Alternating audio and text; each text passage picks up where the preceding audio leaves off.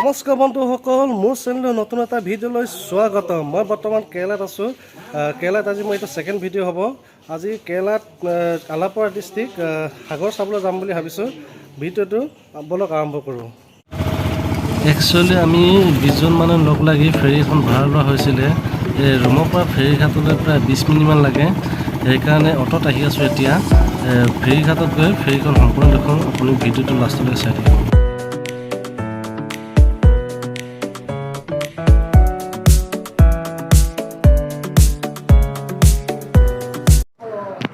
সেইটো হ'ল মেইন ৰাস্তা। মেইন ৰাস্তাটোদি এনেকৈ আহিব লাগিব এই ব'টত উঠিবলৈ। বৰ্তমান আহি পেলাই এইখন আমাৰ ব'টখন, যিখন ব'ট আমি ভাড়া লোৱা হৈছিলে 7,000 টকাত ভাড়া লয়। এইখনে ব'টখন, আমি এতিয়া ব'টত উঠিম। এই ব'টত আমি এই চাইডে গৈ যিটো আমাৰ অসমীয়া চলচ্চিত্ৰ ৰামধেনু শ্বুটিং হৈছিলে, সেই ৰামধেনু শ্বুটিং হোৱা সম্পূৰ্ণ জেগাটো দেখুৱাম। আপোনালোকে চাই থাকিব, ভিডিঅ'টো লাষ্টলৈকে চাই থাকিব। আমাৰ এটা ফেৰীখন যাবলৈ ওলাইছে। এই চাব পাৰে, ইয়াত এজন ওপৰমহলত আমাৰ আছোঁ কেইজনমান। ইয়াত ফেৰীত উঠা জেগাৰ পৰা প্ৰায় 1 ঘণ্টামান আহিলোঁ।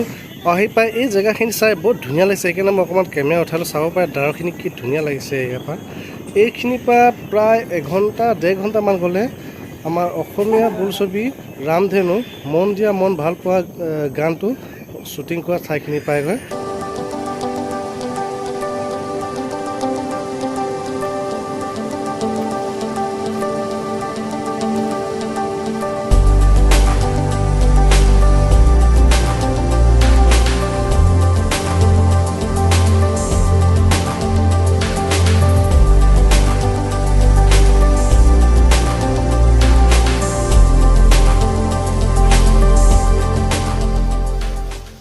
ইয়াতে অসমীয়া বোলছবি ৰামধেনু মন দিয়া মন ভাল পোৱা গানটো শ্বুটিং হৈছিলে। যিয়ে গানটো চাইছে এইবোৰ এই ঠাইটো দেখিয়েই সকলোৱে চিনি পাইছে হ'বলা।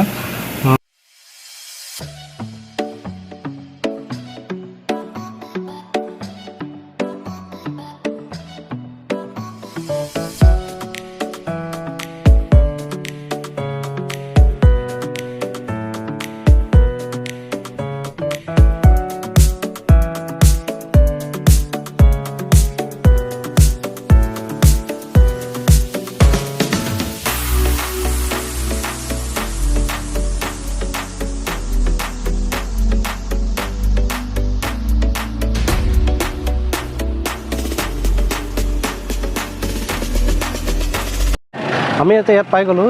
ৰামধেনু যিখন গানটো শ্বুটিং হৈছিলে আচলতে সাগৰত নহয়, এটা সাগৰৰ সতি। এই জেগাৰ পৰা আমি এতিয়া আকৌ সাগৰলৈ যাব লাগিব। সাগৰলৈ অটত যাব লাগিব। ইয়াৰ পৰা বোলো আমি এতিয়া সাগৰলৈ যাওঁ।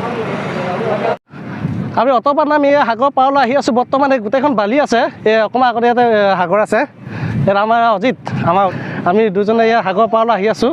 এতিয়া এইখনে সাগৰ পাৰ হয়। পুৰা ডেঞ্জাৰ ঢৌ মাৰি আছে। সেইকাৰণে মানুহ গা পা ধুবলৈ দিয়া নাই এতিয়া বৰ্তমান। আৰু এনেকুৱা ঢৌ স্পীড বাঢ়ি আছে নহয়, মানুহ এইখন গোটেই ঢৌ উঠি আছে। এইখন মানুহটো কিন্তু পুৰা ঠেলি আকৌ উতৰাই নিব বিচাৰে। কিন্তু এইখিনি ঢৌ চাব পাৰে, বৰ ডাঙৰ ঢৌ আহিছে। এইখিনি চাওক, বৰ ডাঙৰ ঢৌ এইখিনি চাব পাৰে। বৰ ডাঙৰ কাহিনী হৈছে, গোটেই ডাঙৰ ঢৌ চাব পাৰে। এইখন এই সাগৰখনৰ নাম আৰৱ সাগৰ বুলি কয়। এইজনী মাছ হয়, সাগৰৰ ঢৌত মাছটো উঠি আহিছে লাহে। এইবোৰ মাছমৰীয়া হয়, মাছ ধৰিব গৈছে। ইহঁতে চাওক কেনেকৈ মাছ ধৰিব গৈছে।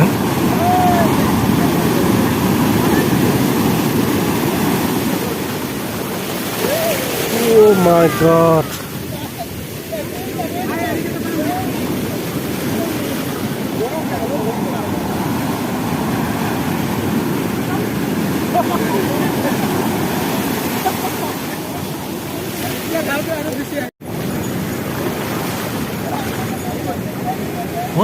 ইমান ডাঙৰ ঢৌ, নীলা আইঅ, ইমান ডাঙৰ ঢৌ, বাপৰে বাপ।